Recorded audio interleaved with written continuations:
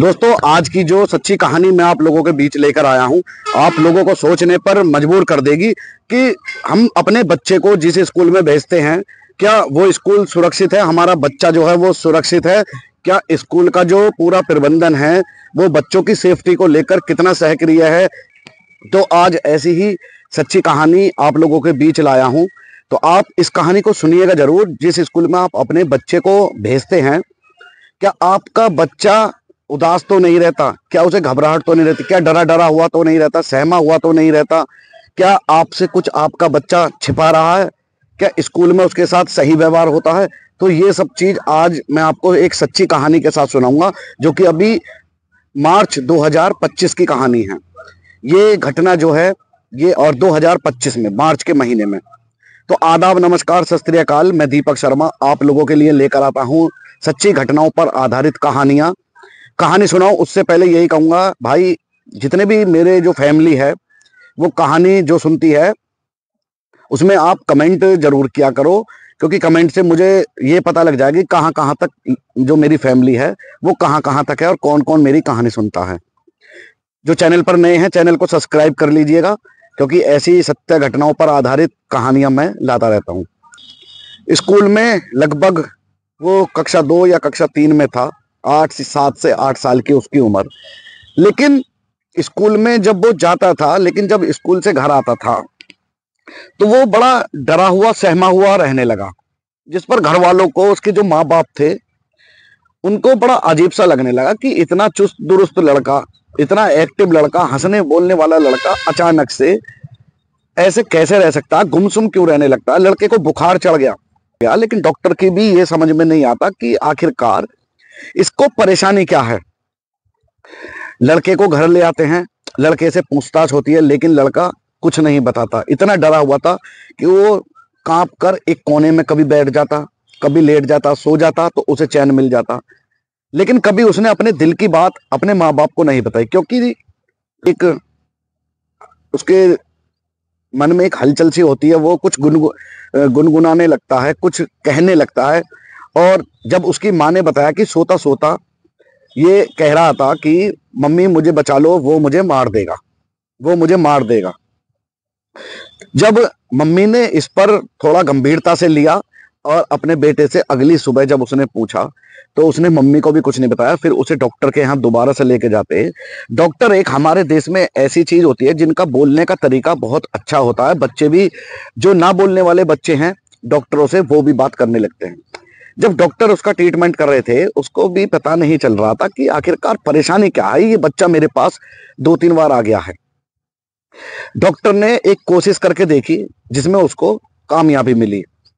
Doctor ने उसे बड़े प्यार से उसके सर पर हाथ फेरा। अंकल हूँ, डॉक्टर अंकल हूँ, और मैं चाहता हूँ कि आपको जो परेशानी है वो जल्दी से दूर हो जाए। तो आप मुझे सच सच बताइए, आपको परेशानी क्या है? जोर जोर से रोने लगता है और डॉक्टर के सीने से लगकर वो चुपट चुपट कर रोने लगता है। जिस पर डॉक्टर साहब उसके सर पर हाथ फेरते हैं और पूछते हैं, बेटा मैं आपका अंकल हूँ, आप मुझे बताओ क्या हुआ? जो भी आपकी परेशानी है मैं दूर करूंगा। मेरे साथ स्कूल में बहुत ज्यादा अत्याचार होता है।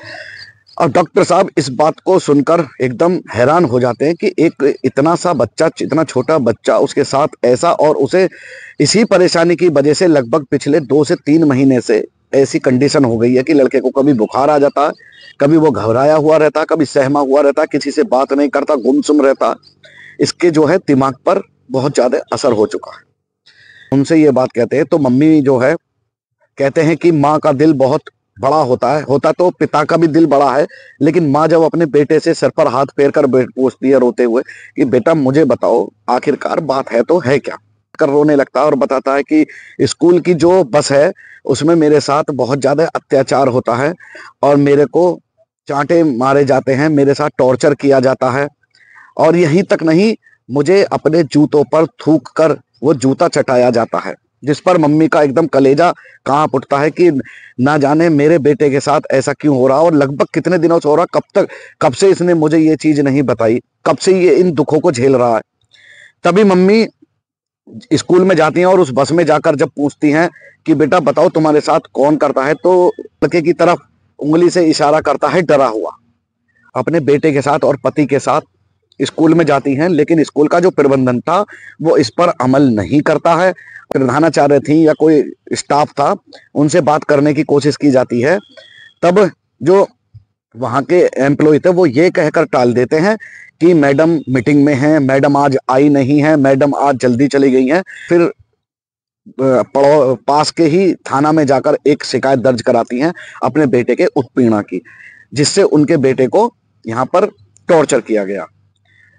पुलिस वाले स्टाफ को बुलाते हैं और उसको बुलाते हैं और इस पर उचित कार्रवाई करने की उन्हें आश्वासन देते हैं कि इस पर सख्त से सख्त कार्रवाई की जाएगी।